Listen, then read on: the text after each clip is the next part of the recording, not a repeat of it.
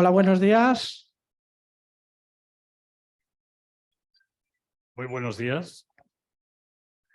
No, yo pensaba que era... Vale. Bueno, pues hoy tenemos el inmenso honor de tener a un experto en Marte. Este señor, yo creo que cuando nació le dijeron a su madre, su hijo va a estudiar Marte, y lo hizo, vamos, y bueno, lo hizo, lo hace, continúa en ello. Y este señor, por ejemplo, tiene la culpa de que yo haya conocido a este otro señor. O sea que fue una pena cuando los seminarios de la Universidad Complutense, pues los dejaste de dirigir. Y bueno, pues supongo que tenías tus razones, pero algunos nos quedamos muy tristes porque ya era una buena manera de dedicar los sábados por la mañana a aprender cosas que las que no sabíamos. Y bueno, pues hoy vamos a tener, ya he dicho, el inmenso honor de tener a un experto en Marte, a profesor de la Universidad Complutense, geólogo, y yo no voy a entrar en detalles porque lo que me une con él es la amistad personal y no la científica. Y bueno, pues le dejo a José, que es el más serio de la casa. Sí, pero tampoco voy a decir muchas más cosas profesionales porque a Francisco, a Paco, no le gustan las presentaciones largas. No voy a decir eso de que fue vicedecano o algo así. De algo, o que había carreras en la Universidad Complutense con su nombre. Yo de lo que me acuerdo es, principios de los 90, estaba yo en el instituto y cuando no salía en la tele Gopegui para entrevistarle, pues sobre cualquier asunto espacial, pues el que salía era un tal profesor Francisco Anguita. Entonces, cuando yo empecé la carrera en el 95, cualquier cosa que olía a planeta, yo me metía. Entonces me enteré que había una cosa que se llamaba el Seminario de Ciencias Planetarias. El Seminario de Ciencias Planetarias lo ha mencionado Ricardo Mills. Aquí hay gente que ha estado en el Seminario de Ciencias Planetarias o hay gente que ha colaborado con gente que ha estado en el Seminario de Ciencias Planetarias. Entonces, digamos que Paco es el padre de la exploración de Marte en España y casi hasta de Europa. Solamente una anécdota. Cuando el Sojourner Pathfinder aterrizó en Marte, Paco estaba en Pasadena. Pero todo esto nos lo va a contar. Solamente una cosita.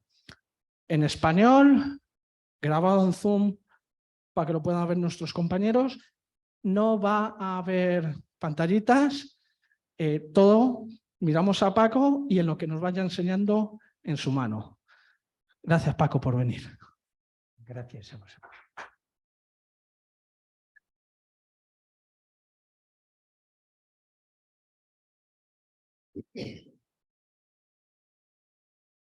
Buenos días y gracias al CAP, que fue mi casa durante un muy corto tiempo, pero hace muchos años, por invitarme a estar aquí y hablaros. Y gracias en especial a José Caballero, que es quien creo que ha tomado la iniciativa. ¿Hay entre los presentes alguno que trabaje sobre Marte? Un poquito. 2, 3, 4, 5, 6, 7, 8. Tendré que tener mucho cuidado con lo que digo entonces. Bueno, voy a hablar del Marte de la ciencia ficción. Recordad el título de la charla, es Marte, utopías y distopías, y por tanto se trata de una reflexión más o menos filosófica de cómo han visto los autores, o algunos autores, este planeta. Voy a hablar del Marte de los científicos también, voy a hablar del Marte de los frikis de la exploración espacial y voy a intercalar algunas experiencias personales que he tenido en relación con el planeta. Y voy a hablar unos 45 minutos más o menos, dejando, según me recomendó José, tiempo para preguntas si es que las hay. Espero que las haya. La historia la comienzo en noviembre último, cuando recibo un mensaje de una revista cultural de una universidad mexicana de provincias, de Toluca, pidiéndome que revisase un artículo que les había llegado. El artículo se llamaba Marte, fantasía o realidad. Y de entrada les dije que no, porque estaba haciendo otra cosa y no me pareció lo bastante interesante. Pero al día siguiente lo repensé y dije, bueno, quizás sea interesante ver qué se piensa en las provincias mexicanas sobre Marte. Bueno, total que acepté el encargo, revisé el trabajo, que no era nada del otro mundo, era de un friki de la exploración espacial y que estaba lleno de citas de Carl Sagan. Leo una. Las tripulaciones de dichas naves pisarán nuevos mundos. El primer bebé nacerá en algún lugar ahí arriba. Se efectuarán los primeros pasos para vivir fuera de la Tierra. Estaremos en camino. La típica utopía saganiana. Bueno, esto es de Un punto azul pálido, 94, el penúltimo libro que escribió Sagan, que moriría 2 años después. Y bueno, me sirvió como hilo para buscar, ya tenía el compromiso de hablar aquí, para buscar otras cosas de Sagan, a ver cómo había evolucionado su pensamiento respecto a sus utopías de exploración espacial. Y eché mano de lo que tenía en la biblioteca y encontré este libro, La conexión cósmica, mucho más antiguo, del 73, del cual os voy a leer el último párrafo.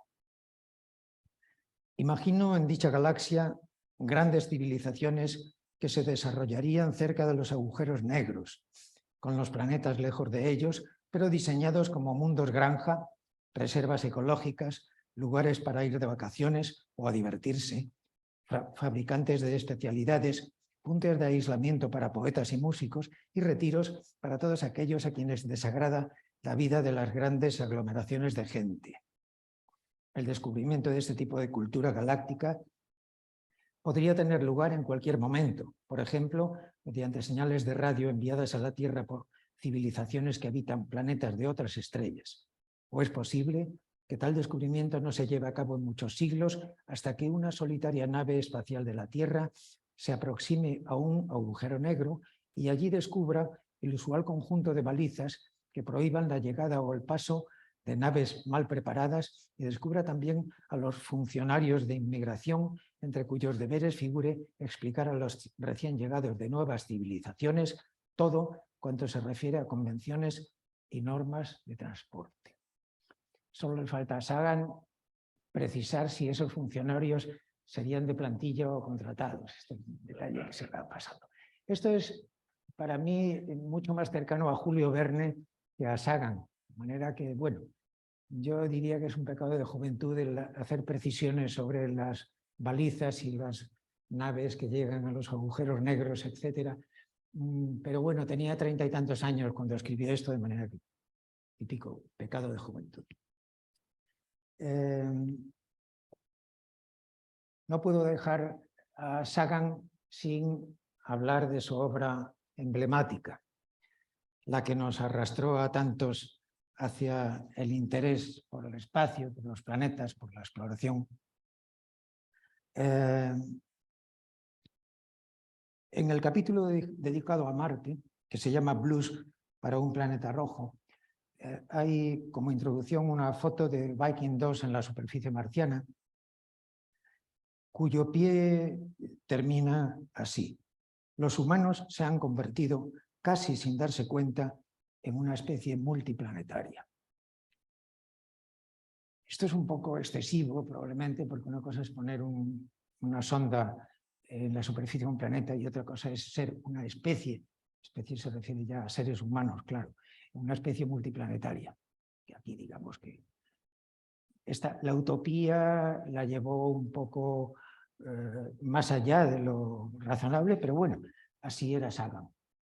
Lo interesante es que esta utopía coexiste en el mismo libro con una distopía.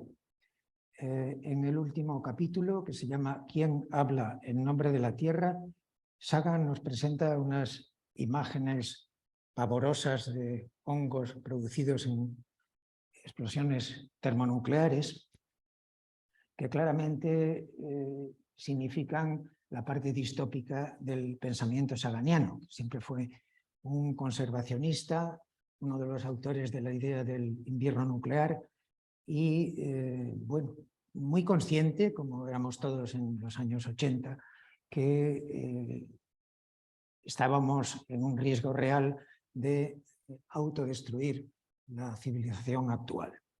Así que utopía y distopía coexistiendo en la misma obra.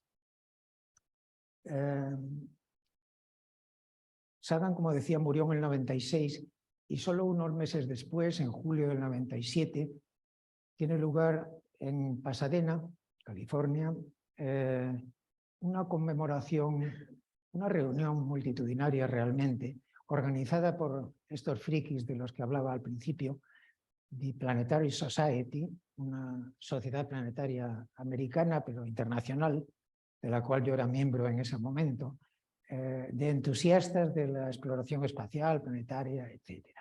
Se estaba conmemorando la llegada de Pathfinder a Marte después de 21 años sin aterrizajes en el planeta. Por tanto, había mucha expectación sobre el tema.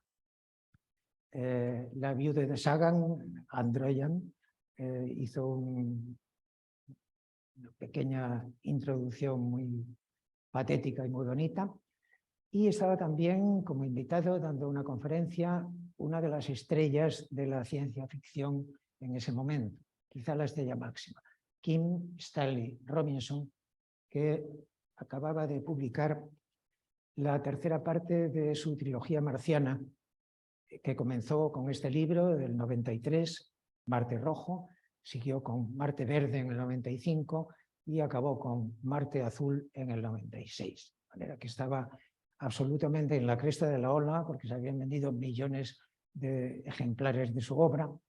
Nos dio una charla muy brillante. Tuve la ocasión de cambiar unas palabras con él, le pregunté si ser escritor era el mejor oficio del mundo y me dijo que sí, que por supuesto. Claro, si vendes millones de ejemplares de tu obra, por supuesto que es el mejor oficio del mundo.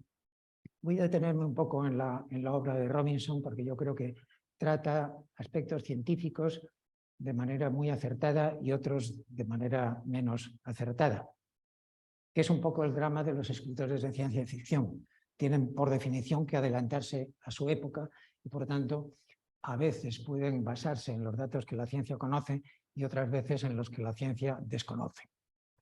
Bueno, lo primero que hace es hablar de la radiación en la superficie de Marte.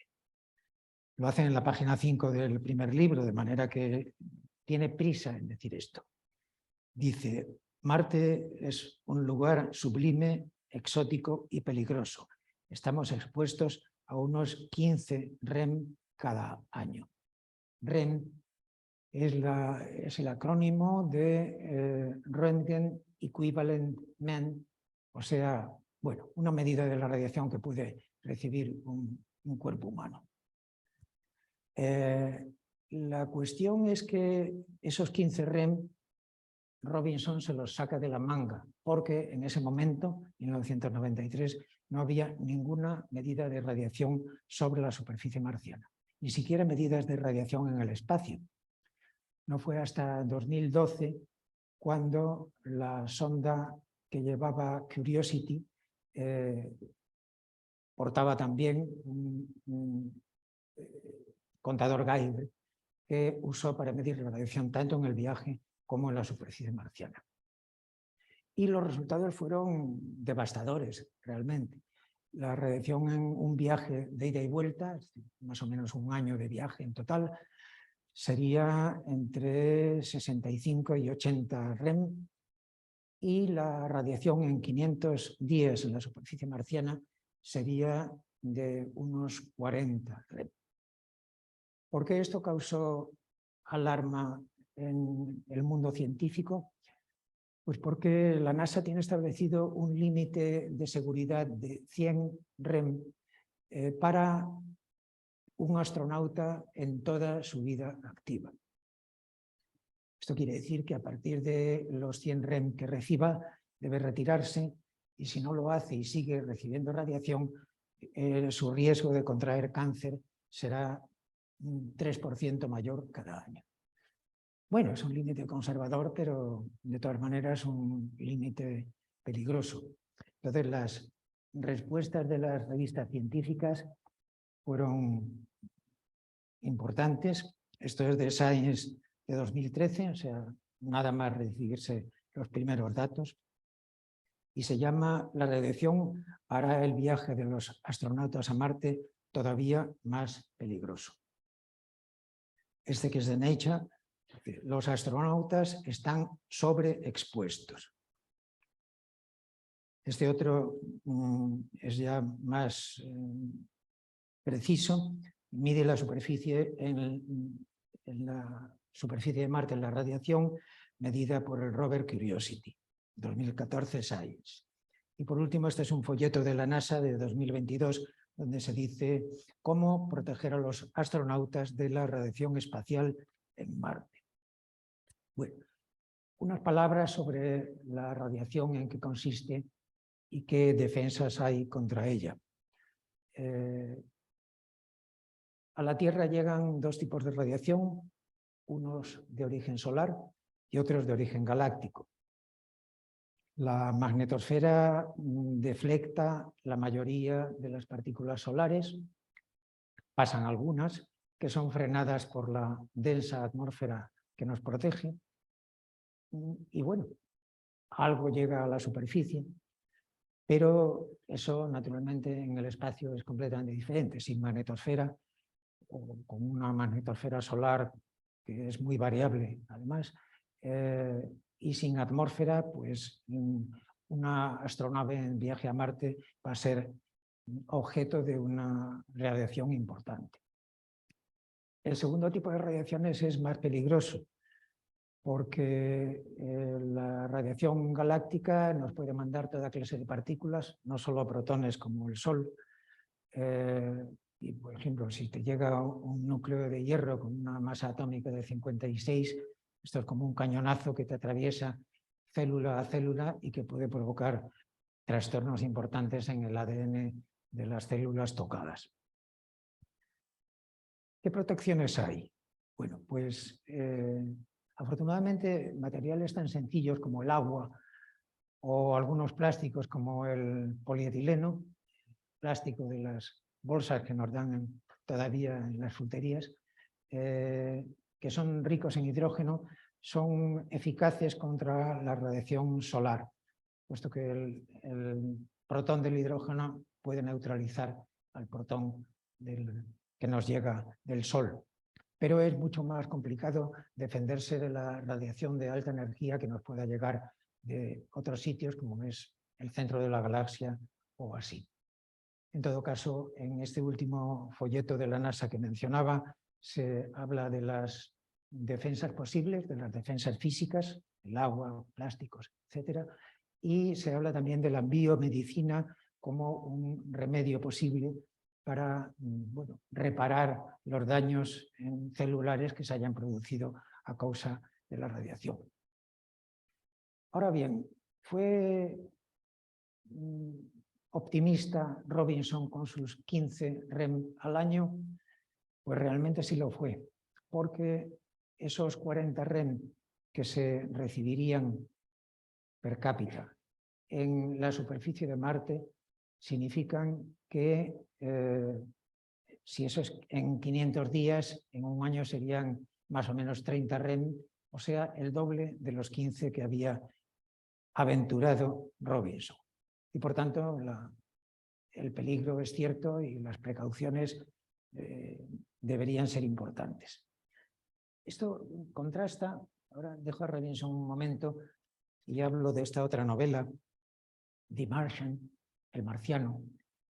Andy Weir es el autor y se convirtió en una película, esto es de 2013, 2014, una película de Ridley Scott que en España se llamó Marte. Bueno, el astronauta que se queda varado en la superficie de Marte, interpretado por Matt Damon, está en una tienda de plástico, hasta ahí bien, aunque el plástico parecía plástico de nada, pero bueno. El caso es que la tienda le revienta en uno de los experimentos que hace de supervivencia y el resto del año marciano, esperando que le rescaten, se repasa saltando y brincando por Marte sin más protección que su traje espacial. De manera que esto es, si yo decía que Robinson es ciencia ficción dura, esto es ciencia ficción blanda. Aquí la radiación importa un pito. Bueno, el segundo tema importante que está a caballo entre ciencia y sociología de la trilogía de Robinson es la terraformación.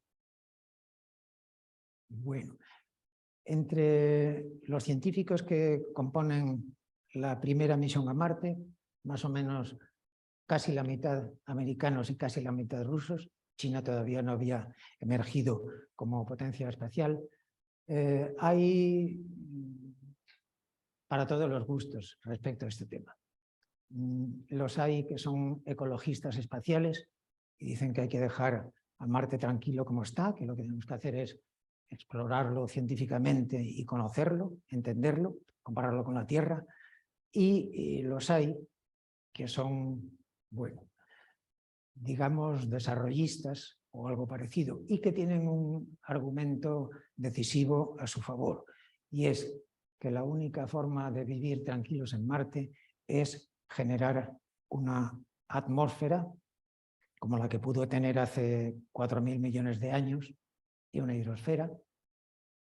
Y bueno, entonces se podría vivir en la superficie. A esto lo llaman areoformación, el nombre romano de Venus, Ares, porque argumentan que es devolver Marte a su estado más primitivo. Bueno, el caso es que se llevan el gato al agua, los ecologistas se fastidian, los desarrollistas empiezan a terraformar Marte, a generar calor para empezar a fundir los casquetes polares y el permafrost después. Pero bueno, esto va muy despacio, nadie sabe cuánto va a durar y les entran las prisas. Entonces terminan colocando artefactos termonucleares para fundir los casquetes y el permafrost, o sea, terraformación a lo bestia. Terminan creando un gran caos en Marte, con inundaciones catastróficas que recorren valles marineris. En fin, un argumento pues estupendo para una novela de ciencia ficción, catastrófico para un científico.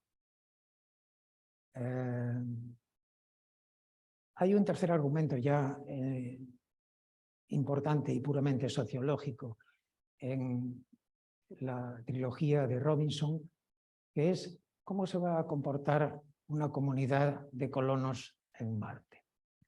Bueno, en la novela hay una emigración masiva posterior a la llegada de los científicos y entonces hay cientos de miles de personas viviendo en Marte y cada una de las comunidades se ha llevado consigo todos sus prejuicios y todas sus querellas al otro planeta. De manera que los israelíes, los musulmanes, los griegos y los turcos, los indios y los pakistaníes siguen mirándose con mucho recelo y hay ocasionales brotes de violencia. Esto me recordó mucho a una de mis novelas favoritas del Siglo de Oro, la historia de la vida del Buscón, de Francisco de Quevedo y Villegas, que termina con la frase que os voy a leer. Determiné de pasarme a las Indias, a ver si mudando mundo y tierra mejoraría mi suerte. Y fueme peor, pues nunca mejora su estado quien muda solamente de lugar y no de vida y costumbres. De manera que es lógico que la gente que se lleva mal en la Tierra se siga llevando mal en Marte. Sería milagroso lo contrario.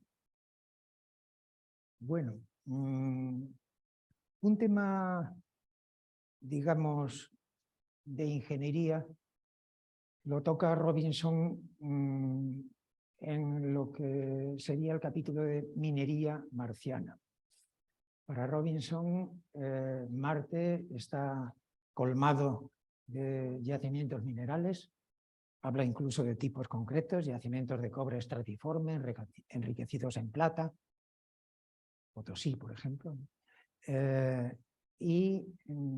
Bueno, esto va a decidir el destino de Marte, como ha decidido el destino de tantas zonas de la Tierra ricas en minerales o en hidrocarburos, para desgracia de sus habitantes. Bueno, esto es absolutamente contrario a lo que sabemos de geología marciana, desde mi punto de vista. Los yacimientos, esos a los que alude Robinson, en la Tierra se forman sobre zonas de subducción. Por eso los Andes, otra vez Potosí, es rica en yacimientos de ese tipo, y por eso Río Tinto, una antigua zona de subducción, está enriquecida en yacimientos de cobre estratiforme con otros metales asociados, etc. ¿Qué pasa en Marte? Bueno, como seguramente sabéis, o por lo menos los 8 que levantaron la mano, Marte está cubierto de rocas volcánicas que a su vez en partes, sobre todo en el norte, están cubiertas de sedimentos. Pero esas rocas volcánicas no vinieron de ninguna zona de subducción. Esas rocas volcánicas provienen de penachos térmicos que han surgido a la superficie marciana a través del manto. ¿Hay yacimientos minerales en las islas Hawái? Yo no conozco ninguno. ¿Hay yacimientos minerales en Canarias? Tampoco. Por eso Río Tinto está en Huelva y no en Canarias. Entonces, ¿ha habido en Marte, y esta es la pregunta ya de fondo, alguna etapa de tectónica de placas? Pregunta interesante que ha dado lugar a muchas respuestas tentativas de sí, que en estos momentos claramente la litosfera es única y no está reciclándose ni nada parecido, pero que en épocas antiguas, con un núcleo más caliente y un manto también entonces más activo, pudo haber un reciclaje litosférico, quizás limitado. Bueno, yo conozco del orden de 6, 8 referencias que podría citar ahora, pero me voy a limitar a citar una referencia de un tal Francisco Onguita. Es de Icarus de 2006 y dice pruebas de una orogenia en Marte. Bueno, lo que hicimos aquí fue examinar una zona, los Altos de Taumasia, que está al sur de Valles Marineris. Son un relieve importante, unos 4.000 metros sobre el resto del domo de Tarsis, y comprobar con sorpresa que había rasgos tectónicos totalmente análogos a los que se forman en los orógenos terrestres. En concreto, el análogo que cogimos fue la cordillera Cantábrica en el norte de España. Bueno, pues entonces, de alguna forma sorprendente, nos lo publicaron y bueno, luego nos hemos dado cuenta los autores, hablando entre nosotros, de que lo que estábamos proponiendo tenía poco sentido global. A ver, si la tectónica de placas se llama también tectónica global, es porque afecta a todo el planeta. No puedes tener tectónica de placas en un trocito del planeta y litosfera estática en el resto. Y esto no lo tuvimos en cuenta porque en ninguna otra parte de Marte encontramos nada parecido. Y entonces nosotros mismos hemos, digamos, renegado del trabajo. Hubo una réplica de un tectónico americano bastante clemente, en realidad no fue muy duro con nosotros, pero decía que realmente esas formas tectónicas se podían explicar sin recurrir a la tectónica de placas. Bueno.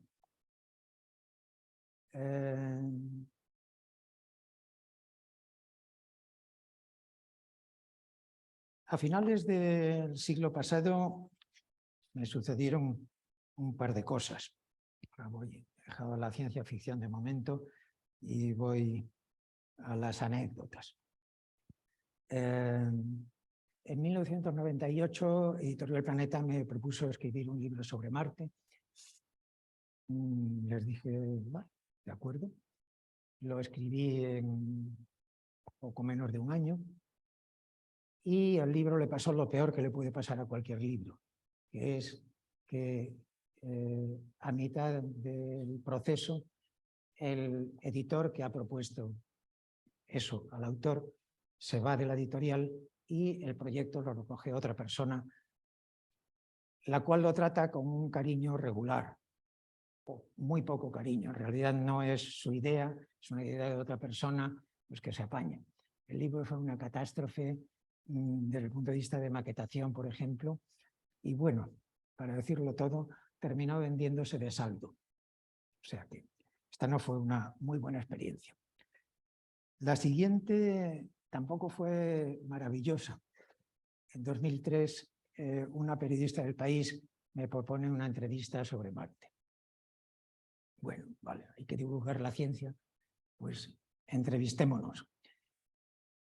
Una periodista cuyo nombre no quiero recordar, como decía antes el Quijote. Bueno, en 2003, en Dominical, además encima en un Dominical, sale el artículo, abro el periódico y leo: Francisco Anguita, Marte, la niña de sus ojos. Y me entró tal vergüenza que cerré el periódico, lo destiné a la papelera y nunca jamás he leído esa entrevista, de manera que no sé lo que dije. La periodista lo sabrá. En realidad sí sé que dijo una cosa, al menos una, porque mis penas no terminaron ahí, continuaron. En 2007 apareció un libro pequeñito con un título que me atrajo: Gente que no quiere viajar a Marte.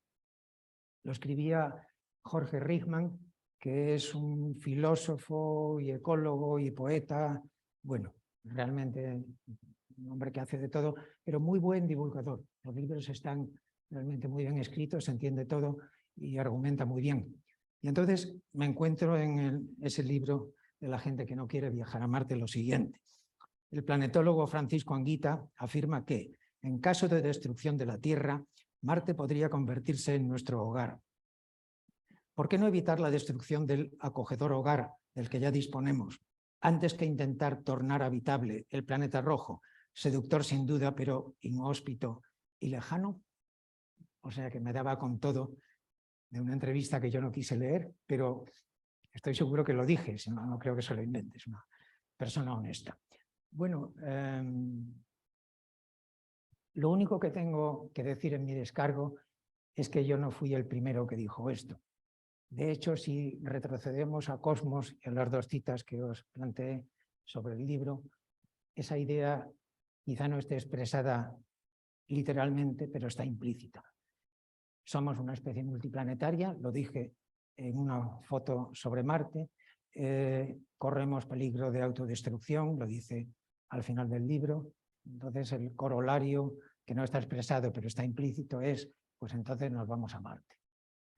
Bueno, aunque lo haya insinuado Carl Sagan, lo dije, según Rickman, no puedo negarlo, y es un disparate, es un disparate. No se puede hacer migrar una población de miles de millones de personas, los que seamos en el siglo XXI, 10.000, 11.000, sea, ni a Marte ni a ningún sitio. Realmente esta especie está condenada a vivir, a seguir viviendo en el planeta que está destruyendo. Esto es inevitable. Bueno, en la presentación, yo creo que ha sido José Caballero quien ha leído, ha dicho algo sobre televisión, entrevistas televisivas, y aquí podría decir algo, experiencias más favorables que las últimas que he citado, sobre el programa Redes, que estaba en la segunda cadena y que llevaba un tal Eduard Punset, ya fallecido. A los jóvenes no sonará esto, pero a los mayores seguramente sí. Y yo estuve allí varias veces invitado. Una de las veces compartí plató con el doctor Amils, siempre hablando sobre Marte. Otra vez compartí plató con una chica guapísima, que no tenía nada que ver con Marte, aunque era el tema de la entrevista, pero que era alpinista. Entonces, el hilo conductor era que en Marte hace mucho frío, frío que pela, y en la alta montaña también hace mucho frío. De manera que, quitando eso, la llevaron por guapa directamente. Bueno, pero Redes era un programa muy científico, realmente se hablaba de ciencia de forma razonable, los grandes temas de Marte, que si la vida, si el origen, que si cómo fue en el pasado, que si la terraformación, etc. Pero en cambio, otro programa al que también he sido invitado varias veces, Cuarto Milenio, que yo creo que es de la Antena 3, me parece. Es un programa como mucho más, qué sé yo, populachero. Y entonces, de vez en cuando salen las caras de Marte, esas famosas que habría construido una civilización antiquísima. Y en el último en que estuve yo terminé bastante rebotado porque mis compañeros de tertulia, que eran un militar y un periodista, estaban entusiasmados con la minería marciana. Y yo, por los argumentos que os he dicho ya, pues estoy absolutamente en contra y estuve en contra. Y entonces me dijeron que yo era un pesimista, un derrotista, que no, que había que pensar en el futuro y que no sé qué. Bueno, en fin, que no creo que vuelva al programa. El tema entonces ha ido... Yo creo que Marte ha pasado de moda de los años 80, 90 con tantas misiones y con los descubrimientos repetidos de agua en Marte. Yo recuerdo una periodista del País, de la sección de ciencia, decía, mira, la NASA ha vuelto a descubrir agua en Marte por cuarta vez o algo así. Tenía más o menos razón. Pero bueno, el caso es que ahora el tono es más bien industrialista. Es quizá un signo de los tiempos, pero parece que Marte es un objetivo para explotar, sobre todo. Bueno, veremos a ver en qué termina. El último libro que presento es este, que se llama Guía Geológica de Marte. Es un libro precioso. Está escrito por William Hartmann, que bueno, es conocido por ser el autor, el propulsor de la hipótesis canónica en estos momentos sobre el origen de la Luna. Un gran impacto que generó un anillo de residuos que luego se concreta en nuestro satélite. Pero que ha trabajado también en Marte. Y aquí, bueno, el libro es precioso en ilustración, o sea, todo lo contrario que mi historia de Marte, que fue un desastre, este es una maravilla. Está editado por ACAL y la editorial me pidió que escribiese un prólogo para el libro. Y en el prólogo yo decía, bueno, lo que os acabo de contar, que este es un libro estupendo, precioso, muy bonito, ilustrativo. Lo puede leer un científico y se entera de cosas, como yo he hecho. Lo puede leer una persona de la calle y se entera de muchísimas cosas interesantes. Y solo disentí de Hartmann en un punto del prólogo. Termino diciendo, no creo que obtener níquel de un asteroide sea imposible, pero dudo de que alguna vez sea rentable. Y si lo fuese, que tengamos tiempo suficiente de alcanzar esa etapa. Esto se refería a que Hartmann hablaba con entusiasmo de la minería de asteroides, sobre todo de asteroides metálicos, para obtener más metales de los que se están acabando en la Tierra, etc. Bueno, a Hartmann se le ha considerado el Leonardo del siglo XX, porque además de hacer ciencia, es un pintor excepcional. Yo le he visto pintar un panorama de Marte en un cuarto de hora así sentado en una silla. Escribe novelas, algunas de ciencia ficción sobre Marte y otras históricas, como una que tiene muy bonita sobre la expedición de Coronado, el conquistador español, al suroeste de lo que ahora son Estados Unidos. En fin, es un hombre con muchas habilidades. Bueno, y ya acabo contando dos cosas, ya que se ha mencionado el Seminario de Ciencias Planetarias. Esta fue mi utopía marciana personal. Arrancó en los años 80 y tantos y duró hasta que, bueno, me retiré de la facultad. Y por él, bueno, era un seminario voluntario al cual sobre todo venían geólogos por su ubicación, pero también venían bastantes físicos, algún filósofo hubo. Y bueno, se trataba de introducir a la gente que estaba en el seminario en la investigación planetaria. Publicamos algunos trabajitos con estudiantes. Tuvimos visitantes ilustres como Lynn Margulis, que nos trajo el doctor Mills, como Victor Baker, un geomorfólogo planetario, que fue la primera persona que habló de un Oceanus Borealis en el norte del planeta. Y bueno, tomaron afición por las ciencias planetarias algunas de las personas que han acabado en el CAB. José Caballero, que bueno, nos ha contado un poco cómo se aficionó antes del seminario. Olga Prieto Ballesteros, que también se aficionó entonces, mientras estudiaba geológicas. ¿Cuál es el tercero? Alberto González Fairén, que está en el CAB, aunque me dicen que sobre todo teletrabaja. Y bueno, ha sido un pequeño y muy modesto vivero de científicos planetarios. Para terminar, ¿por qué me fui del CAB? Me fui del CAB porque hice una propuesta ingenua de que la investigación científica, que era el objetivo básico del centro, se compaginara con divulgación al gran público de esa investigación. La propuesta fue rechazada de forma abrupta y yo al día siguiente dije adiós. Por eso me he sentido especialmente feliz cuando hace un poco más de un año ha aparecido por aquí un equipo de rodaje que ha hecho una visita al CAB, que ha entrevistado a varios de los científicos que trabajáis aquí, una visita presentada por el doctor Mills también, y que luego ese material ha sido visionado por más de un centenar de profesores de enseñanza secundaria que están dispersos en todos los puntos del país y por tanto no tienen la menor oportunidad de venir aquí con o sin alumnos para ver el CAB.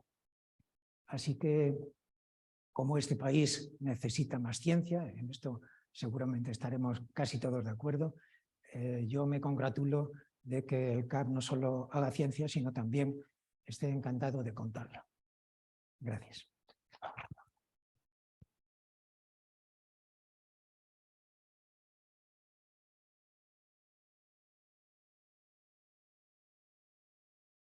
Preguntitas. Mientras yo voy enseñando los libros de nuevo. Preguntas en el chat y preguntas aquí en la sala.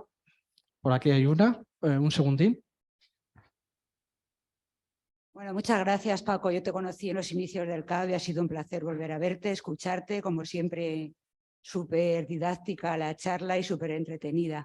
Y como has hablado mucho de libros, de ficción y también has mencionado la parte sociológica de enviar humanos a Marte, me gustaría saber tu opinión sobre un libro que he leído y que me gustó mucho, que es Crónicas Marcianas de Ray Bradbury. ¿Te gustaría saber, perdón? ¿Qué opinas sobre ese libro, sobre cómo trata ese tema de la trilogía en general? Ya. Crónicas Marcianas. Crónicas Marcianas. Crónicas Marcianas. Perdón, eso no lo había entendido. Bueno, Bradbury es, no sé si llamarlo pesimista. Yo creo que es un nostálgico. Entonces, bueno, estoy recordando ese cuento en el que una familia en Marte de colonos se acerca a un canal marciano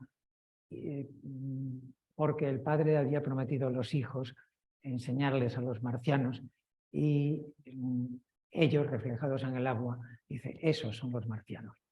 Bueno, pero también tiene zonas absolutamente distópicas, como un cuento que se llama algo así como Un ligero viento de otoño o algo así, en el que narra la destrucción de una casa con sus habitantes por una explosión nuclear. Así que yo creo que estaba un poco en la misma onda que Sagan, utopía, distopía, pero en una vena poética, que es lo que realmente se le da bien a Bradbury. Está también la misma disyuntiva de conservación o colonización. Recuerdo uno de los cuentos en los que uno de los astronautas mata a otro y se esconde porque rechazaba el proyecto de invasión de Marte. Así que, bueno, Bradbury es alguien que no ve claro su tiempo y que se teme, como don Francisco de Villegas, de Quevedo y Villegas unos siglos antes, se teme que vamos a exportar nuestros problemas a otro sitio, como seguramente haríamos. ¿Más cosas? Francisco, muchas gracias por tu charla, ha sido fascinante y me ha hecho muchísima ilusión, te lo he dicho antes personalmente, encontrarte 30 años después casi, ¿no? Te conocí cuando empecé la carrera y verte ahora otra vez, pues me ha hecho mucha ilusión. Tengo una pregunta sobre los límites de la divulgación. Nosotros, los científicos que hacemos divulgación, siempre tenemos esta duda de dónde ir y dónde no ir. Y somos tremendamente críticos, de hecho no hay nadie más crítico que un científico con su propio, con lo que luego ha dicho, porque siempre se tergiversa o se gira, ¿no? Y uno siempre está a disgusto con eso. En tu caso, lo que has contado del País Semanal me ha parecido paradigmático, ¿no? Solamente el título ya te desagradaba.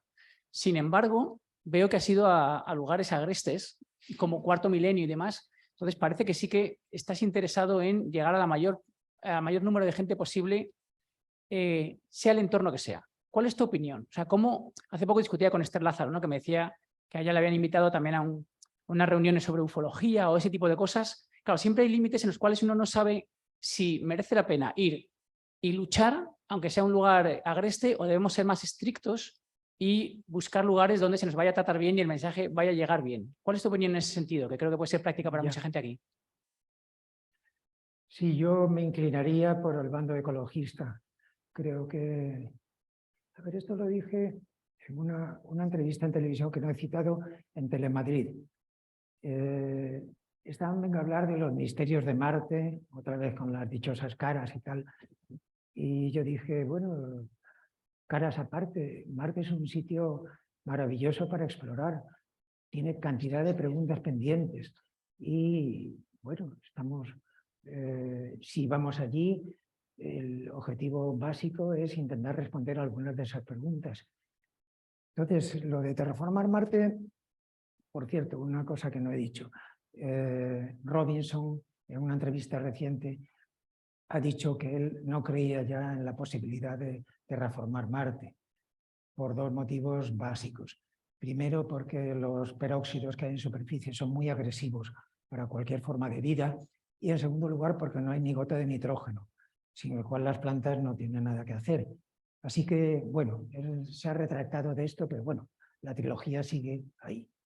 Yo, para responder a tu pregunta en concreto, creo que habría que ir y explorar científicamente. ¿Vamos a ser capaces de hacer solo esto? Bueno, ¿qué pasa si no encontramos vida en Marte, Ricardo? No pasa nada. En esa entrevista del equipo de rodaje que cité, en una discusión que sostuvo el doctor Amils con el doctor Arzuaga, el doctor Amils decía, en Marte hay vida, punto. De manera que está suficientemente convencido y me parece estupendo que lo pienses. Si no lo piensas tú eso, ¿quién lo va a pensar?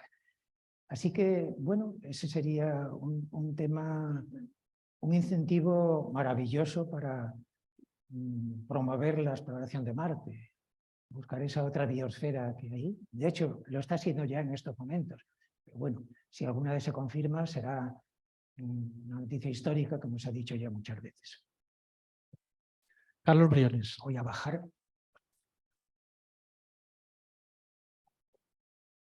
Carlos. Paco, muchas gracias también por la charla y por venir aquí al Centro de Astrobiología. La verdad que es un placer tenerte de nuevo aquí. Me ha gustado mucho además ese planteamiento doble de la ciencia y la ficción. Eurofighter. Los Eurofighters. Es que les había dicho que normalmente no vuelan a las 12. Pero No te he respetado. No, la importancia de la ciencia y de la ficción, ¿no? Porque la ficción suele ser una especie de alerta temprana de lo que acaba haciendo la ciencia, ¿no? Y me gustaría que reflexionaras hacia el futuro de la exploración de Marte, un poco relacionado con la respuesta que has dado a Jacobo. ¿Cuándo crees que llegaremos? Porque siempre faltan 20 años y el tiempo va pasando y los 20 años se mueven delante de nosotros.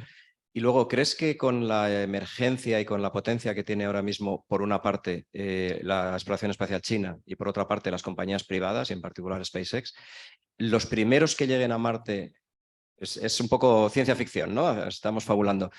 ¿Serán norteamericanos o serán chinos? ¿Serán científicos o serán mineros intentando encontrar lo que probablemente no hay? ¿O serán turistas espaciales de amigos de los multimillonarios? Es una pregunta muy difícil. Bueno, China está dando grandes saltos en la tecnología espacial y sus misiones lunares, por ejemplo, y marcianas también, lo expresan muy claramente. Yo no veo turistas espaciales en Marte si se leen los datos de radiación, no los veo, por mucho plástico que pongan por encima. Y bueno, las empresas estas privadas que están poniendo cosas en órbita, pues bueno, yo creo que tienen un techo limitado. No creo que nadie que no sea una agencia espacial nacional puede conseguir el llevar gente a Marte. Yo diría que Estados Unidos tiene una ventaja decisiva. Ellos hablan de la década de 2030.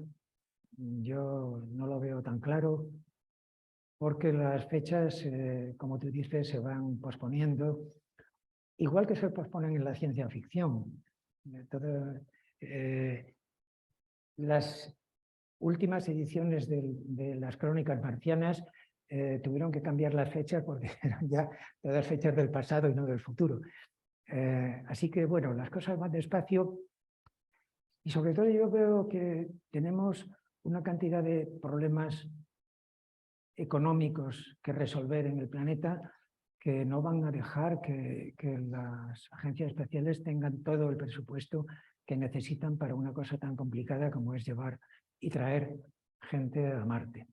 Así que yo diría que en 2040, si las cosas van bien, diría, y americanos, diría. Paco, hay un par de preguntas en el Zoom. Estoy aquí al fondo, Yo te leo las preguntas que vienen en el Zoom. Una es de J. Hernand. Hay una teoría que sugiere que la vida pudo haber surgido primero en Marte al enfriarse antes y luego pudo haber llegado a la Tierra en un meteorito, como Alan Hills 84001. ¿Qué opinas sobre esto? ¿Se podría verificar en algún momento estudiando muestras marcianas? Bueno, ya tuvimos un chasco con el meteorito marciano y bueno, puede que haya alguno más. Lo cierto es que, bueno, si el problema de fondo es saber cómo se originó la vida, aquí o en Marte, donde fuera, esto no es más que posponer el problema. Pero bueno, quien ha hecho la pregunta es consciente de eso. Así que yo digo que no es imposible, pero que las condiciones, digamos, amistosas para la vida en Marte fueron mucho más cortas que en la Tierra y por tanto me parece que la probabilidad de vida marciana es bastante menor que la que cuajó en la Tierra. Así que bueno, sin ser imposible, a mí no me parece una hipótesis con probabilidad alta. Ok, y la última pregunta de todos, que se acerca la hora del final. Óscar Ercilla. Hola, no sé si ha tenido la oportunidad de ver la docuserie Marte. Una reciente, Óscar, no sé si puedes escribir, ¿está en qué? ¿En Netflix? ¿En HBO? ¿En la tele? ¿Dónde se ve esa docuserie Marte? Es del National Geographic. ¿La has podido ver, Paco? No veo series. Vale. Has escuchado, ¿no, Óscar? Entonces, la pregunta de Óscar, yo creo que ya la has respondido antes, es ¿cuál es tu opinión de lo que expone entre la parte científica y la parte de desarrollo de la explotación privada de sus recursos? Más o menos es lo que has estado hace un momento. Parte científica contra explotación de recursos. Claro. Bueno, sin haber visto la serie, todo lo que diga a continuación que sea privado. A vosotros. Mi idea sigue siendo, sin que yo haya leído esto en ningún sitio, pero por puro razonamiento de geología básica, es que no debe haber concentraciones de minerales en Marte. Esas concentraciones requieren unas condiciones geológicas muy específicas de una cocción lenta en la cámara magmática para intercambiar iones con la roca encajante, etcétera, etcétera, que no creo que se hayan dado nunca en Marte.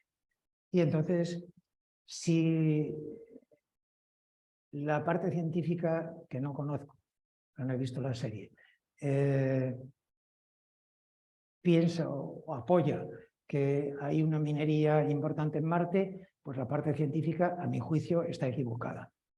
Y en cuanto a la minería, yo creo que ya estamos haciendo bastante destrozos en este planeta para llevarnos los destrozos a otro sitio, pero bueno, qué sé yo. Creo que el transportar cosas de Marte a la Tierra, por mucha ley mineral que tuviesen, va a ser siempre inviable. La solución de Robinson, construir el ascensor espacial de Arthur Clarke. Bueno, estupendo, si podemos construir un ascensor espacial, pues a lo mejor es más fácil, pero sigue siendo una utopía en estos momentos. Última pregunta, Olga. Antes que nada, muchas gracias, Paco, por la maravillosa charla. Y bueno, yo también estoy muy contenta del reencuentro, de verte. Y bueno, estoy un poco emocionada. Acercando sigilosamente. No, es que mis oídos no son mi órgano favorito.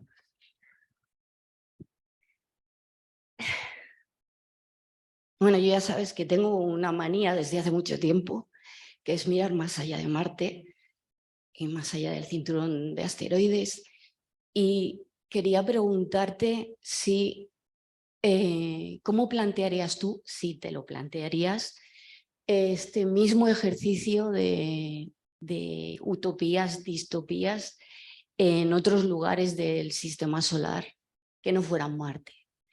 En otros cuerpos, en satélites de hielo, en el cinturón de asteroides mismo, o son demasiado lejanos a nuestro planeta, al planeta donde se ha desarrollado el hombre, ¿no? No sé. A ver si lo he entendido. ¿Estás hablando de viajes en el sistema solar, viajes tripulados? Estoy pensando, por ejemplo, en el planteamiento que tiene 2001 Odisea del Espacio, o no sé, toda la secuela que tiene. Por ejemplo. Bueno, ¿hablas de viabilidad de esos viajes? No de viabilidad, sino igual de si el hombre podría plantearse tratar otros cuerpos del sistema solar como ve Marte. Siempre Marte ha sido el planeta al que se ha mirado como alternativa a la Tierra en todos los aspectos que nos has contado. Y como que se ha parado ahí. No tiene segundas alternativas. Claro. O sí, no lo sé. O como... Bueno, Europa también está muy de moda y lleva tiempo de moda. Tú lo sabes perfectamente. Bueno, yo creo que una cosa es los móviles últimos de la exploración espacial que cuesta un dinerito y que, bueno, yo creo que toda la versión de la minería espacial es, digamos, un remedio, como si dijéramos un afrodisíaco para que los políticos se rasquen el bolsillo y financien la exploración espacial. No, es que vamos a obtener grandes beneficios económicos. Yo esto lo veo muy, muy complicado, como ya he dicho, en Marte. Cuando nos vayamos más lejos, bueno, las cosas se complican un poco más, pero no mucho más. O sea que realmente nos podríamos plantear el tema de la exploración científica y el tema de la minería, pues, igual en Marte que en las lunas de Júpiter o Saturno. Y en ese sentido, pues, yo no veo ninguna diferencia esencial. Podría plantearse lo mismo. ¿Por qué nos atrae Marte? Bueno, que tiene una tradición literaria que tiene mucho peso, que tiene ese colorcito, y porque está cerca y tal. Bueno, no hay una literatura sobre las lunas de Júpiter, por ejemplo. Podría haberla, pero no la hay. Descubrieron y ya está. Entonces, para terminar, yo veo la historia esta como una historia, digamos, muy idealista, la exploración del sistema solar, que realmente no deberíamos mezclar con la economía. Al final los economistas siempre se llevan el gato al agua en todos los sistemas políticos, pero al final las cosas terminan un poco en desastres. Y yo creo que la moraleja de la trilogía de Robinson, que tanto he citado, es que al final vamos a destruir Marte sin lograr entenderlo. Y eso es una pena, porque si somos científicos, los científicos tenemos que defender la comprensión del universo como objetivo básico de nuestra especie. Más o menos. Gracias. Solo decir que, por ejemplo, la gente de Europa Clipper, el equipo de JPL de Europa Clipper, tienen en la puerta el monolito de Odisea 2001 como referente y avisar a los futuros científicos también de que todos esos mundos serán vuestros menos Europa. Gracias. En paz. Gracias. Es momento de clausurar. Ricardo.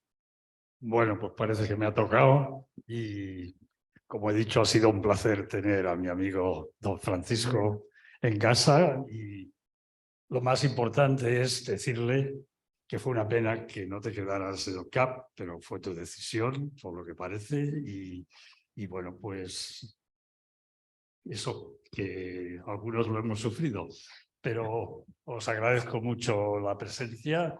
Creo que habéis tenido suerte de escuchar en persona algo interesante. Es muy curioso que Paco se dedique ahora a la ciencia ficción. Yo lo conocí como científico duro. Yo tenía muchas preguntas de ciencia, pero eso las discutiremos otro día con tranquilidad. Pues sí. Gracias a todos y...